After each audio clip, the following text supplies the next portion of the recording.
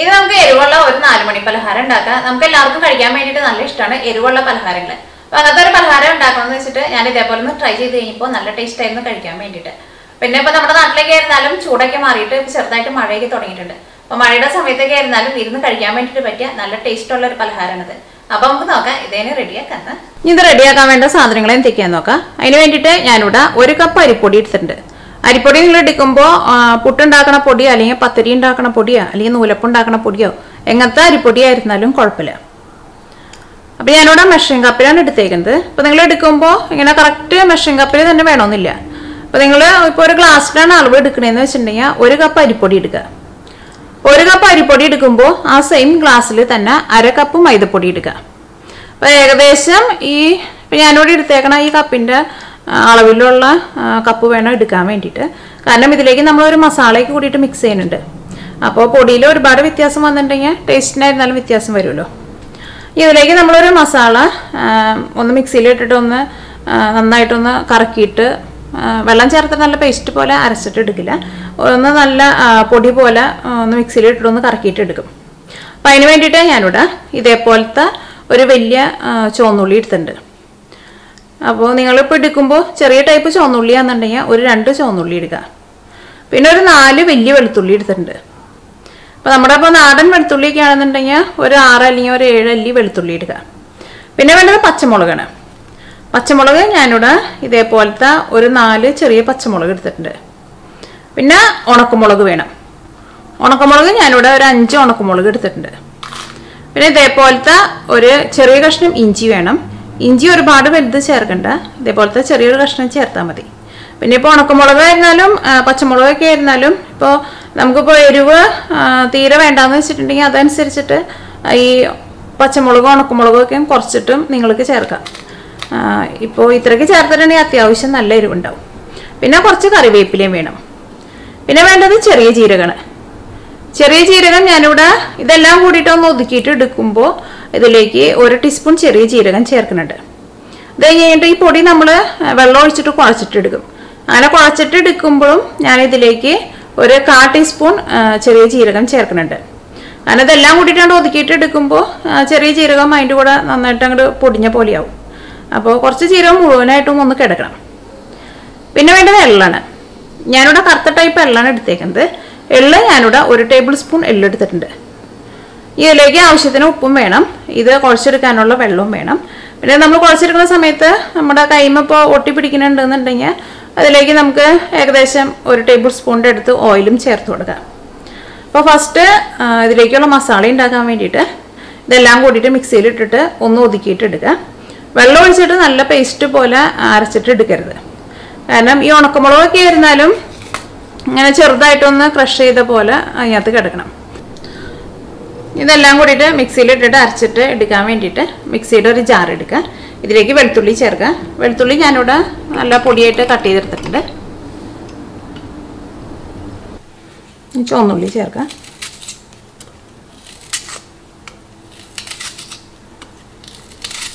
ഇപ്പോൾ നിങ്ങൾക്ക് ചുവന്നുള്ളി കിട്ടാനില്ലാന്നുണ്ടെങ്കിൽ ഒരു ചെറിയ കഷ്ണം സവോള ചേർത്താലും കുഴപ്പമില്ല. പക്ഷേ ചുവന്നുള്ളിക്ക് ആയിരിക്കും ഒരു ടേസ്റ്റ് കൂടുതൽ.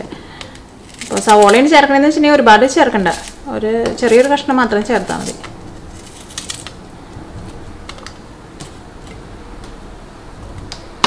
ഇതിലേക്ക് ഉണക്കമുളക് ചേർക്കാം.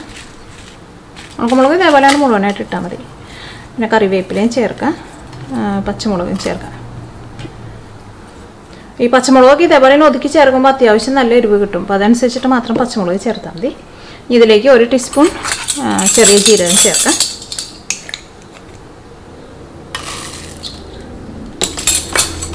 ഇതെല്ലാം കൂടിയിട്ടൊന്ന് കറക്കിയെടുക്കുക. വെള്ളമൊന്നും ചേർക്കരുത് കേട്ടോ. ഞാനിതിവിടെ എല്ലാം കൂടിയിട്ട് ഇതേപോലെ ഒന്ന് ഒതുക്കിയെടുത്തിട്ടുണ്ട്.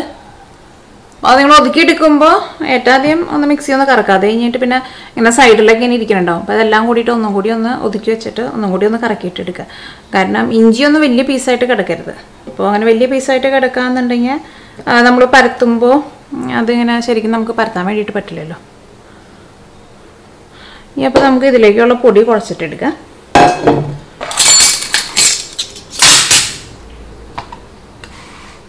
അതിന് വേണ്ടിയിട്ട് കുറച്ച് വലിയൊരു പാത്രം എടുക്കുക.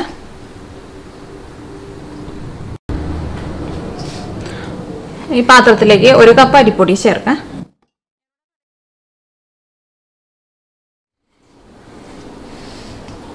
ഇതിലേക്ക് 1/2 കപ്പ് മൈദപ്പൊടി ചേർക്കാം.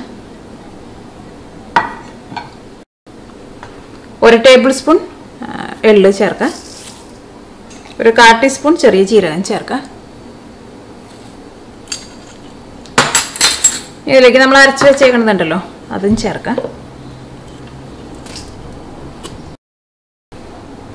ഇതിലേക്ക് ആവശ്യത്തിന് ഉപ്പ് ചേർക്കാം. ഉപ്പൊക്കെ നല്ല കറക്റ്റ് പാകമായിട്ട് വരണം. അപ്പോഴായിരിക്കും ഇത് കഴിക്കാൻ വേണ്ടിയിട്ട് നല്ല ടേസ്റ്റ് ഉണ്ടാവുക. ഇതിലേക്ക് ആവശ്യത്തിന് വെള്ളം ഒഴിച്ചിട്ട് നമ്മൾ ചപ്പാത്തിക്ക് കുഴച്ചെടുക്കണ പോലെ കുഴച്ചിട്ടെടുക്കണം. ഒരുപാട് വെള്ളം കൂടി പോരുത്. വെള്ളം കൂടി പോയിട്ടുണ്ടെങ്കിൽ ഇത് നമുക്ക് അങ്ങോട്ട് ശരിക്കും അങ്ങോട്ട് പരത്തിയിട്ട് എടുക്കാൻ വേണ്ടിയിട്ട് പറ്റില്ല.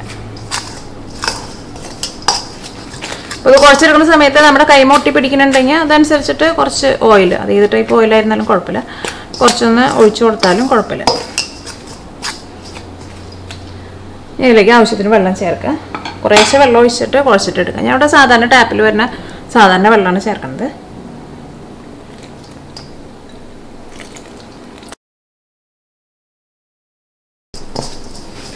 ഇതിലേക്ക് കുറച്ച് ഓയിലൊന്ന് ഒഴിച്ചു കൊടുക്കുക.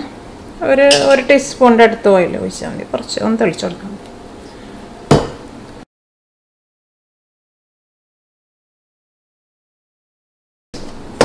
ഇപ്പോൾ നല്ല മയത്തിൽ കുഴച്ചെടുത്തിട്ടുണ്ട്. ഇനി ഇതൊരു അരമണിക്കൂർ ഒന്ന് റെസ്റ്റ് ചെയ്യാൻ വേണ്ടിയിട്ട് വയ്ക്കുക. അല്ലെങ്കിൽ കുറഞ്ഞത് ഒരു 15 മിനിറ്റെങ്കിലും റെസ്റ്റ് ചെയ്യാൻ വേണ്ടിയിട്ട് വയ്ക്കുക. അത് റെസ്റ്റ് ചെയ്യാൻ വേണ്ടിയിട്ട് വെക്കുമ്പോൾ എന്തെങ്കിലും വെച്ചിട്ടൊന്ന് മൂടിയിട്ട് വയ്ക്കുക.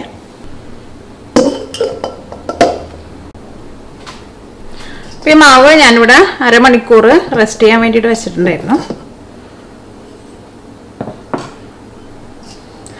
ഇനി ഇതിൽ നിന്ന് കുറച്ച് വലിയ ഉരുളയാക്കിയിട്ട് എടുക്കുക. നമ്മൾ ചപ്പാത്തിക്ക് പരത്തിയിട്ട് എടുക്കണ പോലെ പരത്തിയെടുക്കണം. ഒട്ടിപ്പിടിക്കാതിരിക്കാൻ വേണ്ടിയിട്ട് ഞാനിവിടെ കുറച്ച് അരിപ്പൊടിയും ഒന്ന് വിതറി കൊടുക്കുന്നുണ്ട്.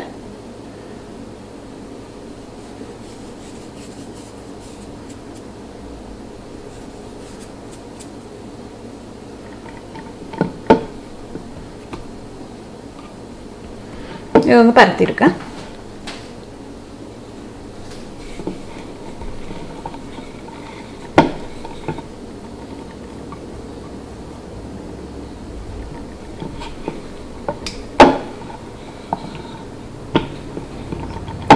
ഒരുപാട് വെള്ളം കൂടിയിട്ടുണ്ടെന്നുണ്ടെങ്കിൽ ചിലപ്പോൾ നമ്മൾ പരത്തുന്ന സമയത്ത് ഈ ചപ്പാത്തി കോലുമേക്ക് ഇതിങ്ങനെ ഒട്ടിപ്പിടിക്കും. അപ്പം അങ്ങനെ വെള്ളം കൂടിയിട്ടുണ്ടെങ്കിൽ അതനുസരിച്ചിട്ട് നിങ്ങൾ അരിപ്പൊടിയും മൈദപ്പൊടിയും ചേർത്തിട്ട് അതൊരു കറക്റ്റ്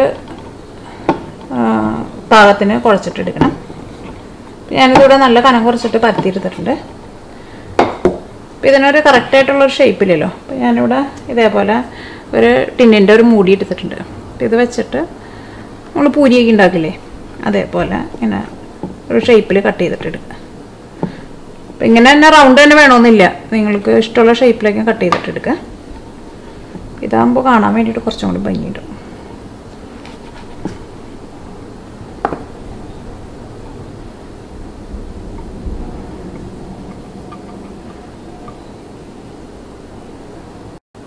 ഇതേപോലെ ഇങ്ങനെ എടുത്തിട്ടുണ്ട്.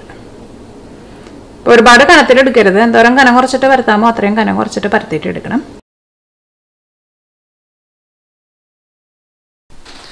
ഇതെല്ലാനും ഇതേപോലെ ഇങ്ങനെ നല്ല കനം കുറച്ചിട്ട് പരത്തിയെടുത്തിട്ടുണ്ട്.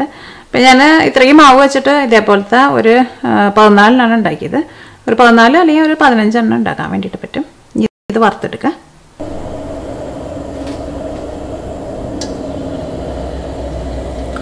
ഇത് വറുത്തെടുക്കാനുള്ള ഓയിൽ നന്നായിട്ട് ചൂടായിട്ടുണ്ട്. ഓയിൽ നന്നായിട്ട് ചൂടായി കഴിഞ്ഞിട്ട് വേണം ഇതിടാൻ വേണ്ടിയിട്ട്. ഇതിലേക്ക് ഇതിങ്ങനെ ഓരോന്നായിട്ടിടുക.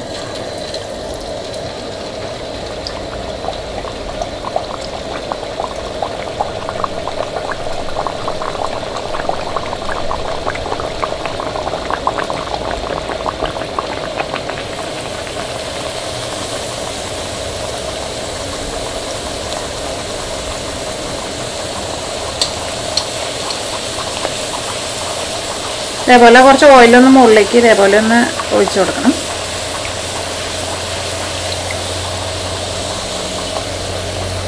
ഇനി തീ പതുക്കൊന്ന് കുറച്ച് വയ്ക്കുക. അതേപോലെ ഒന്ന് പൊന്തി വന്നു കഴിയുമ്പോൾ പിന്നെ തീ പതുക്കൊന്ന് കുറച്ച് വയ്ക്കുക. അപ്പോഴായിരിക്കും ഇതിൻ്റെ ഉള്ളിലേക്ക് നമുക്ക് നന്നായിട്ട് മുരിഞ്ഞ് നല്ല ക്രിസ്പി പോലെ കിട്ടുക. ഇത് മറ്റേ സൈഡ് തിരിച്ചിടാം. ഈ ഒരുപാട് കൂട്ടി വയ്ക്കണ്ടേ. പൊന്തി വന്നു കഴിയുമ്പോൾ ഒരു മീഡിയം ഫ്ലെയിമിൽ വയ്ക്കാം. എന്നിട്ടൊരു മീഡിയം ഫ്ലെയിമിലിട്ടിട്ട് ഇത് വറുത്തിട്ടെടുക്കുക. അതിൻ്റെ കളറ് പെട്ടെന്ന് അങ്ങോട്ട് മാറും. പക്ഷേ ഇതിൻ്റെ ഉള്ളിലൊന്നും നമുക്ക് ശരിക്കാണ്ട് മൊരിഞ്ഞ് കിട്ടില്ല. ഇത് നല്ല ക്രിസ്പി ആയിട്ടിരിക്കും. ഇത്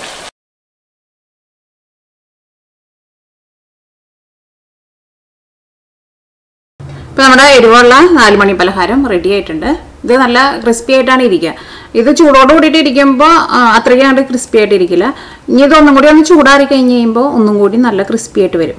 അപ്പോൾ നിങ്ങൾ വറുത്തിട്ട് എടുക്കുമ്പോൾ ഒരുപാട് തീ കൂട്ടി വയ്ക്കരുത്.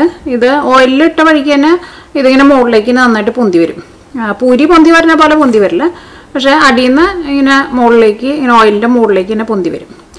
അങ്ങനെ വന്നു കഴിഞ്ഞ് കഴിയുമ്പോൾ പിന്നെ ഒരു മീഡിയം ഫ്ലെയിമിൽ വെച്ചിട്ട് 2 സൈഡും തിരിച്ചു മറിച്ചിട്ടിട്ട് ഇത് വറുത്തിട്ടെടുക്കുക. പിന്നെ ഇത് പരത്തിയിട്ട് എടുക്കുമ്പോഴായിരുന്നാലും ഒരുപാട് കനത്തിൽ പരത്തിയിട്ട് എടുക്കരുത്.